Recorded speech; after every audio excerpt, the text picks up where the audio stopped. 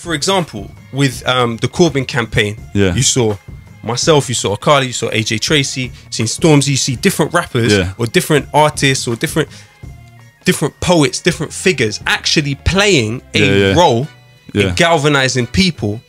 In that has changed the political process in this country irrevocably.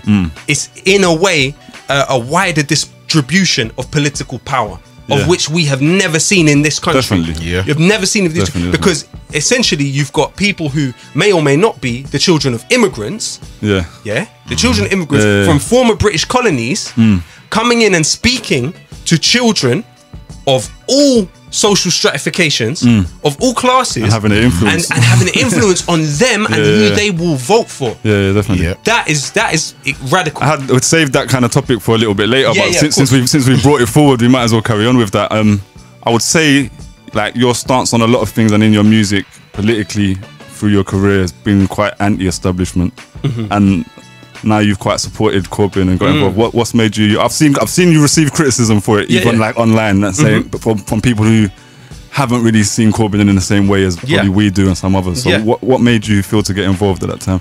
Well, the point I made around it is that, look, what is our function? Our function is not necessarily us as individuals to seize power. Our function is to keep those in power scared and receptive to what we have to say. Now, what do we see in Jeremy Corbyn? We see someone exceptional in that all of the movements for social justice when we were growing up, as of our generation, this is a man that, as you will probably know better than me, has held his constituency as long as I've been alive. We've both been since the year we were born.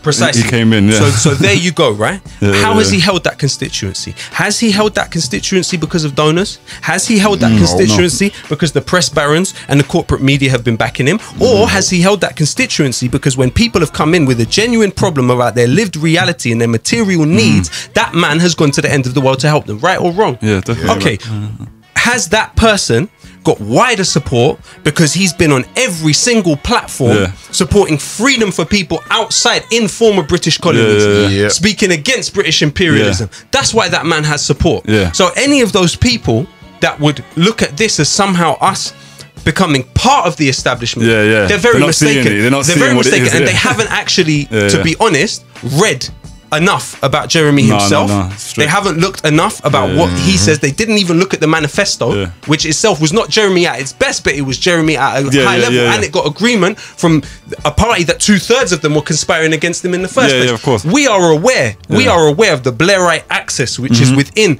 the Labour Party already. We are aware that he is surrounded from all sides. But that doesn't mean that we don't see political use in him being number 10 Downing Street. Of course. That doesn't mean that we think he's going to turn it into heaven in the click of a button. But we do know that it will be a wider distribution of political power. That's what we're searching for. And the first point you made of them being afraid, just viewing how scared they are. Some people are like, oh, it's still, like when they're still in the mind state of, oh, he's just another one, he's another puppet, you haven't researched him.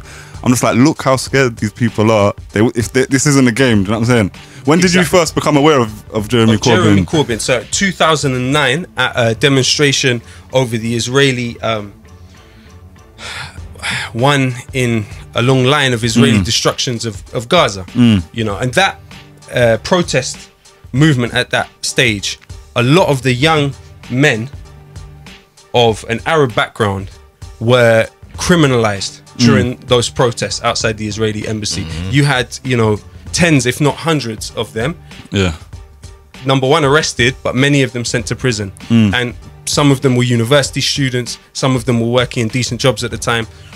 We've seen some of them come out and turn to even more extreme expressions of some type of political desperation, a sort of nihilism that they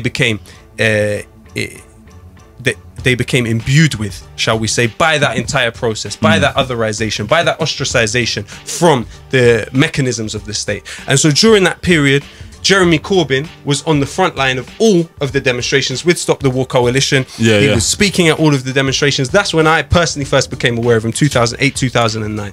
But, since then, anyone that thinks that having someone in 10 Downing Street who has, number one, vowed to build 1 million homes, half of them social housing, when you have, according to BBC figures, 1 in 69 people in the capital homeless, when you have 250,000 people nationally homeless, that someone has said he's not going to continue cutting the NHS the way the Conservatives have, when Theresa May is talking about deporting anyone that earns less than £35,000 a year, which in and of itself, £30,000 a year, which in and of itself would lead to an exodus of about 35,000 NHS employees. When you have someone that is not completely subject and servile to corporate power, when someone that wants to raise corporation tax instead of and raise minimum wage, if anyone turns to you and tells you it's not politically useful for us to have that person in number 10 Downing Street, then they're not with you. No. They're not with you, and their interests their interests,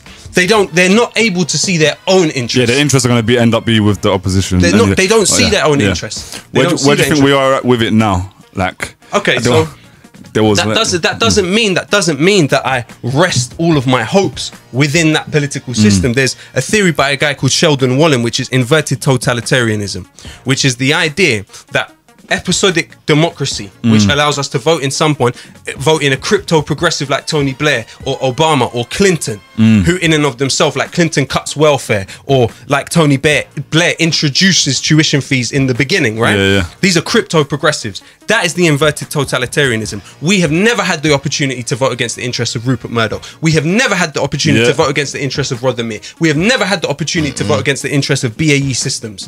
We've never had those opportunities. Those are mainstays. We haven't had the opportunity to vote against permanent war.